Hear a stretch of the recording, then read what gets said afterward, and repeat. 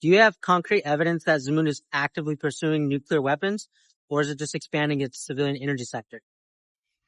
That is a very great, important question. From what we've seen, this is not an isolated incident. There's been a consistent pattern of behavior that raises some serious red flags. We have evidence that Zamunda has acquired centrifuge materials and parts, which is typically used for nuclear weapons development, and there's little to no use for civilian energy sectors.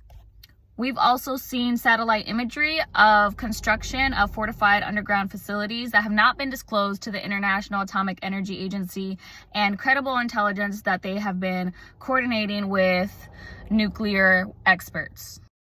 It's important to remember we are not making assumptions here. We're responding to evidence-based concerns that's been shared across multiple intelligence agencies. Next question. Why is President Trump acting now? Has Zamunda made any threats against the United States? No, Zamunda has not issued a direct threat against the United States. However, we are not going to wait around for one. President Trump wholeheartedly believes that responsible leadership means addressing risks before they can reach a point of crisis. And what we're seeing now is a country that is rapidly moving towards nuclear capability, refusing international inspections, and is aligning itself with actors that have a history of undermining global stability. President Grimmick has denied all nuclear weapons development. However, this is being contradicted by real concerning steps on the ground. We are acting now to prevent escalation, not to provoke it. Next question. There are concerns that sanctions hurt Zamunda people. How is this approach justified? Our sanctions are highly targeted, not blanket economic statements. We're going after the inner circle only, the individuals, companies, and networks directly supporting their nuclear program. On the opposite end, we're going to increase support for civil organizations, student exchanges, and several independent institutions. This is not about punishing the Zamundan people. We're looking to create pressure where it counts while still keeping the pathway open for diplomacy. Is military intervention on the table? We are hoping it does not come to that.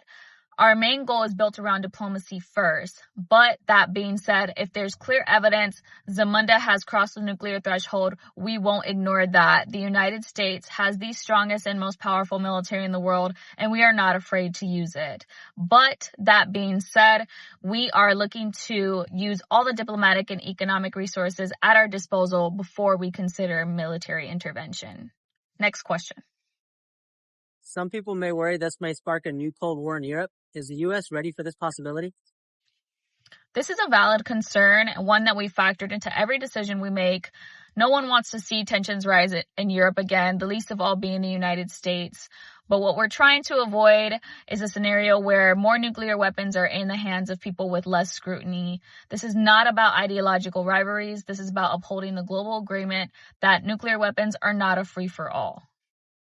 We are working closely with our European allies to ensure we respond as a coalition with unity and clarity.